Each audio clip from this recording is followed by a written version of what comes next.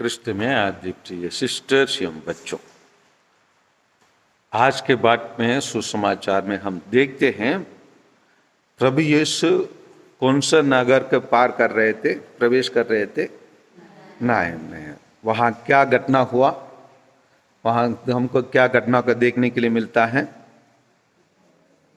वहाँ एक युवक मर गया और उसको नगर से बाहर उनको दफनाने के लिए लेके जा रहे थे। अक्सर हम देखते हैं कि ऐसे कुछ घटना होता है तो कुछ लोग प्रभु यीशु से आके संपर्क करते हैं और कहते हैं प्रभु मुझ पर दया कीजिए, नहीं तो प्रभु उनको मदद कीजिए, नहीं तो प्रभु उनको ऐसे चिल्लाने से रोक दीजिए।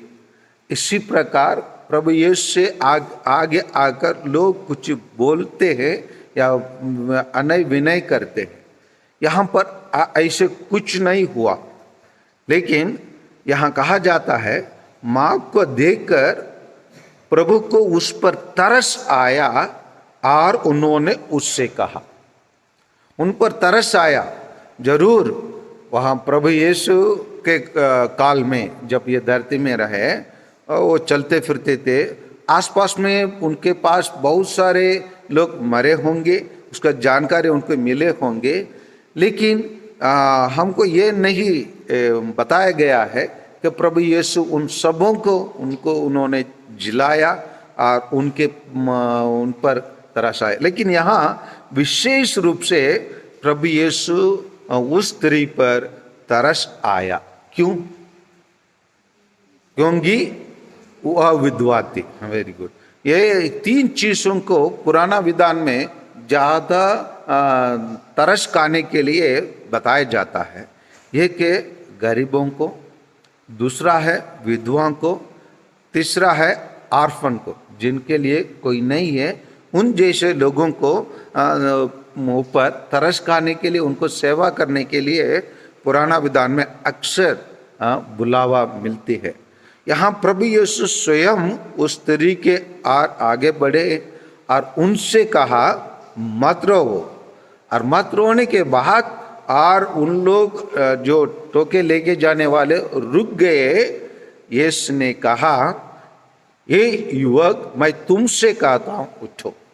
तो वहीं पर हमको जानकारी मिलता है मृत उठ बैठा और बोलने लगा, और यीशु उनको क्या करते हैं, उसको अपने माँ के हाथ में सौंप देते हैं। सौंप देने के बाद वहाँ के लोग आश्चर्यचकित होकर कुछ बोलते हैं। क्या बोलते हैं? हमारे बीच महान नबी क्या हुआ है, उत्पन्न हुए हैं और ईश्वर ने अपने प्रजा की सुध ली है। इसी प्रकार मैं अक्सर ये कहता हूँ, इसी प्रकार जहाँ हम ईसाई लोगों का उपस्थिति है, आज जैसे हम लोग का स्कूल है, हम लोग का कानून है, हमारा कोई भी सामाजिक कार्य का संस्था है, और वहाँ पर लोग हमारे कार्यों को देखकर और हमारे जीवन को देखकर, हमारे विचारों को देखकर उन लोग भी इस प्रकार बोल उठने की आवश्यकता है। हमारे बीच महान नबी उत्पन्न हुए हैं, इतना तो कहने की जरूरत नहीं। हमारे बीच में महान ईसाई लोग रहते हैं, उनके पास ये विश्वास होना चाहिए। जैसे मैं अभी ऑस्ट्रेलिया में गया था, वहाँ के लोग, वहाँ के सरदार लोगों को ज़्यादा प्रशंसा करते हैं।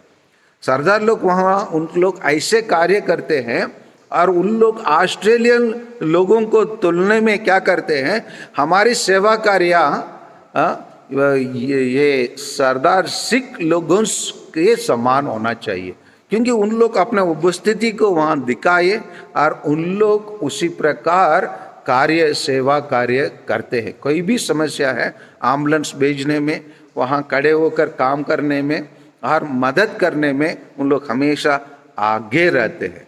उसी प्रकार हमारे देश के लोग जो हमारा विरोध करने चाहते हैं, लेकिन उन लोग अपना मुंह बंद करेंगे अगर उन लोग हमको देखे और ये कहने लगे हमारे बीच महान ईसाइयों है और ईश्वर ने अपनी प्रजा की स्तुति ली है और ईश्वर ने हमारा भारत देश का स्तुति ली है, किसके द्वारा? हम ईसाई लोगों के द्वारा।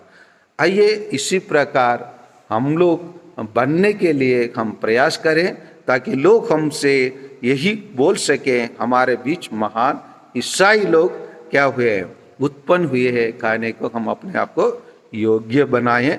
जिस प्रकार प्रभु यीशु स्वयं तरस खाए, स्वयं आगे बढ़े, स्वयं सेवा किए और स्वयं उस लड़का को जो मरा हुआ था उसको जीवन प्रदान किए, उसी प्रकार कार्य करने के लिए हम आगे आए। आमीन।